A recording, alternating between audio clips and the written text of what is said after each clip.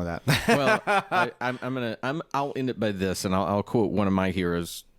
Springsteen was talking about the dark times. You know, this is a man again that takes his life and what he sees and creates art with it. And he said, you know, so many times you come to eras like this as an artist, and it's rife with possibility. There are things for you to say. But the truth is that those moments when you say usually are the moments that we turn a corner. So what I hope and what I pray is this time where we're all looking at race, we're looking at health, we're looking at the environment. I hope that we are ready to turn a corner and be better humans and say, wow, you know what? It isn't only about me. Yes, I need to take care of my family, but what can I do to help? And I do hope that science and whatnot can step up and say, here are some ways that we can combat this. And I think that's good. You look at how quickly a vaccine came along for COVID, and those were monumental steps for them to be able to take. Well, they talk about carbon trapping and things like that to be able to pull carbon out of it. I know I would like science will lead us on a lot of these things. I just wish the regular population saw the value of what we're doing instead of running face first into a pandemic, licking every doorknob they can. Well, yeah. Instead of being selfish, about deciding to wear a mask in public spaces. I mean, it's right. Well, and somebody will eventually say something about that, like the environment with coastal tides and all these kind of things rise.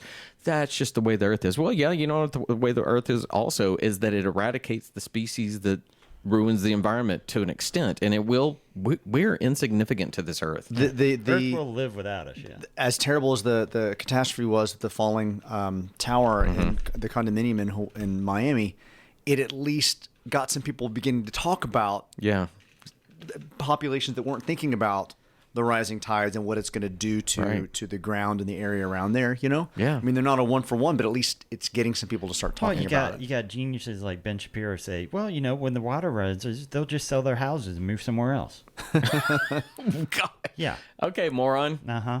Let's wait until all of a sudden that population is moving in. Fucking sell it to you, dipshit. Yeah, they're going to lose it. Insurance companies are going to be overly taxed. They're not going to pay. Initially, they will, and then they'll shut it down, and people will be fucked, and the economy will be fucked. I mean, their insurance out in California, their insurance companies talking about getting rid of wildfire coverage. Yeah, because they're having to pay out too much. I work for a West Coast company, and I had people forever asking me, when are you going to move out of here? And I'm like, no chance. You know, a couple of members in my band are from that area, or one from that area, one from somewhere else, but they're terrified of the tornadoes. I'm like, I'll take a tornado. I'm not going to live out there with your earthquakes and your wildfires and all the shit that's going to keep happening. And the water issues and everything that's going on right now. No, it doesn't sound appealing to me. Way. We just have to make sure our power stays on.